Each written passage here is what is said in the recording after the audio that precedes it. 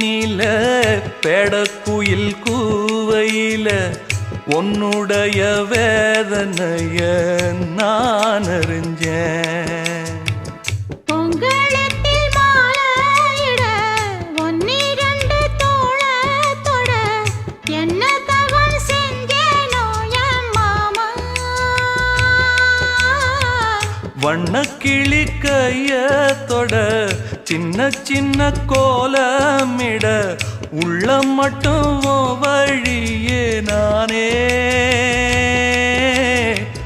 உள்ளம் மட்டும் வழியே நானே.